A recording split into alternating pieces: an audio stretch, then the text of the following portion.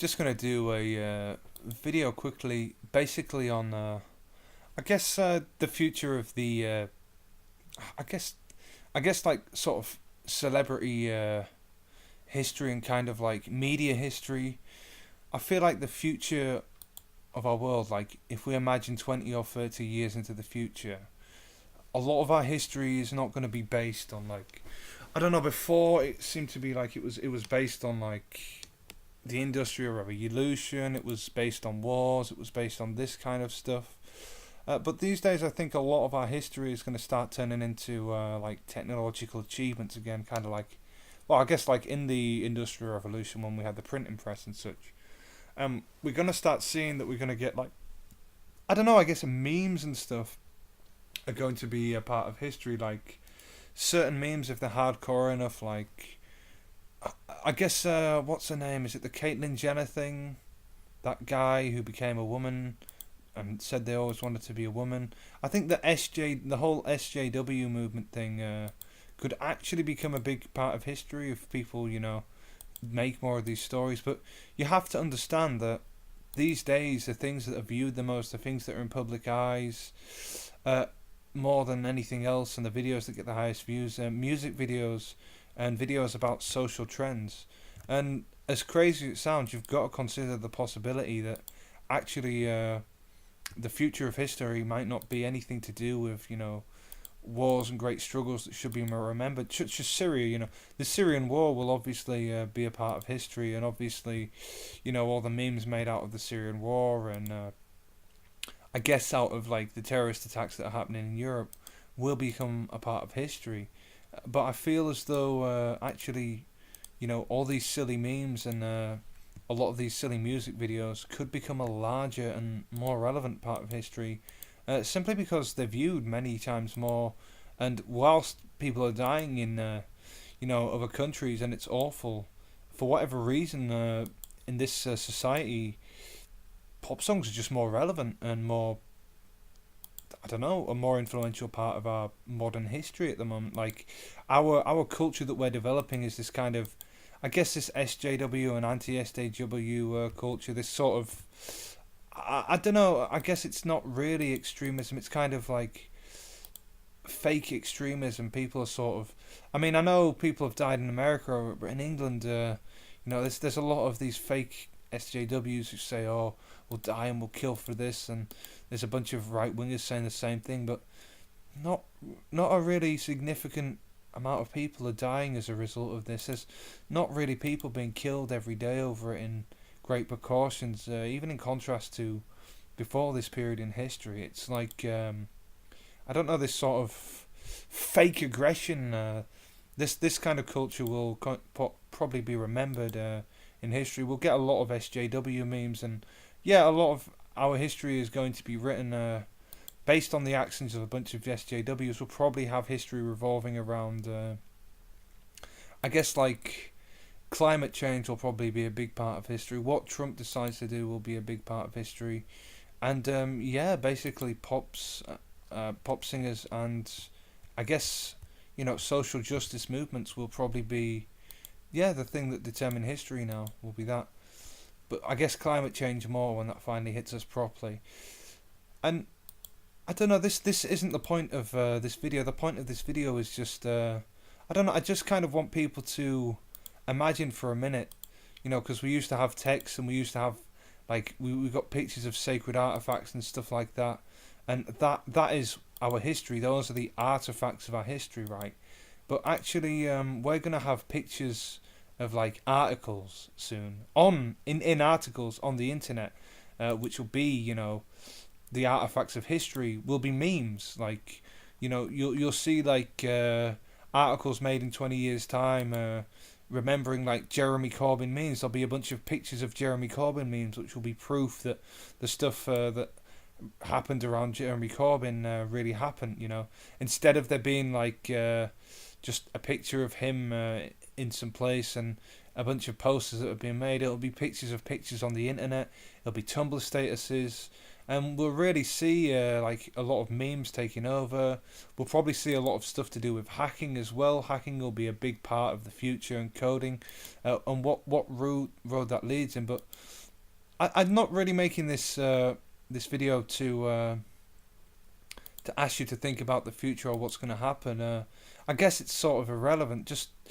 I just like you to imagine and to realize the change that's already occurred now, just in the last 20 years, in between, the printing press and I don't know, just everything is a meme now. Everything in the recent forefront of the media, it's all memeable. The world is just a bunch of memes. I mean, it always was a bunch of memes, but it's just everything's in computers now.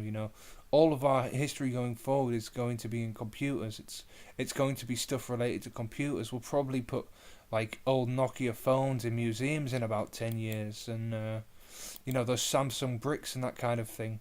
And even in 20 or 30 years, we'll probably be putting the latest iPhone in a museum. Our history is going to be technological history probably, and the artifacts are going to be things off the internet, coding related things, and technology related things, which I kind of find exciting because it shows that we're in a time of there's still war and such in the Middle East, and there are still bad things happening, but we're a time in greater overall progress. Sorry for moving away from the camera there. I didn't mean to do that. And I just think it's cool to sort of imagine that and realize that and realize the implications. And just, I don't know, it's cool to just take out time sometimes to imagine, I don't know, just how technologically far we can be, and how this moment now, right? My point is that this moment now seems so insignificant, right? But you have to imagine billions of people worldwide are on computers now, and we are making history right now. And it's just like, if you observe the stuff you're doing, the culture we're in, that is insignificant to us right now. That is not noteworthy, right? But in 30 to 40 years' time, when we're older, this will be a part of history. Like, if you look at 80s subcultures and 80s culture, hippies and that kind of thing, they're revered by a lot of youngsters, not because there was necessarily anything great about that period of time or, anything amazing about the hippie movement.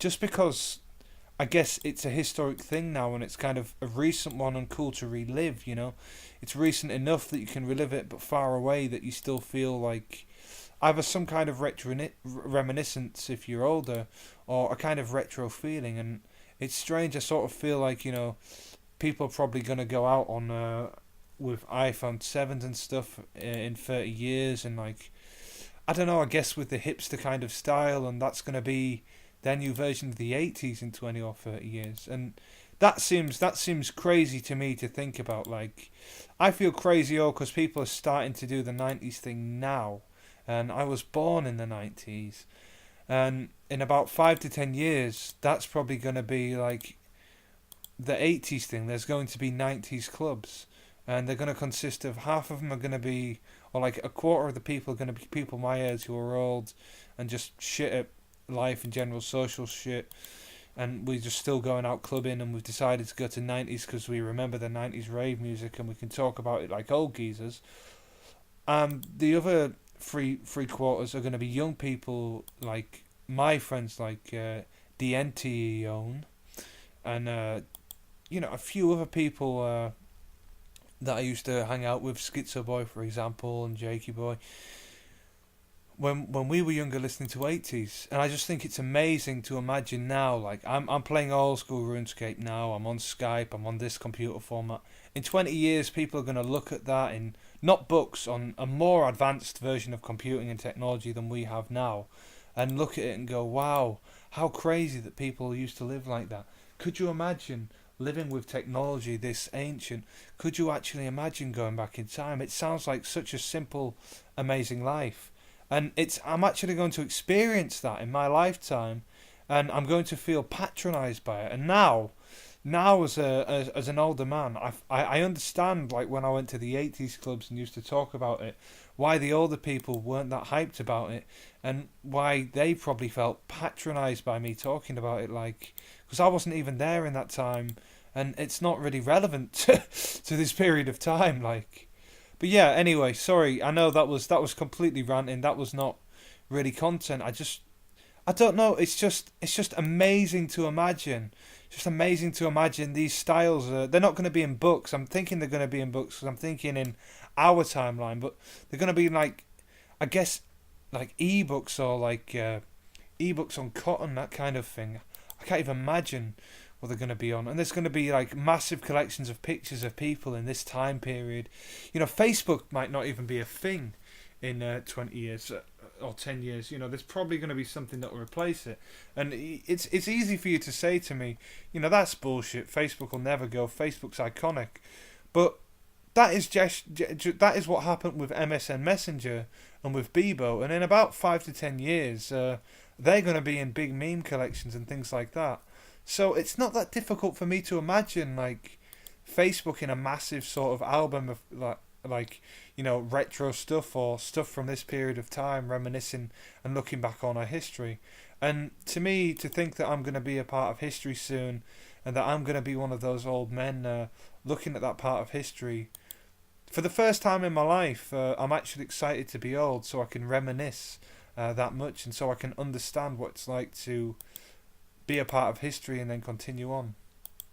Yeah. And yeah, to you guys from the 80s or further back, I understand in this moment.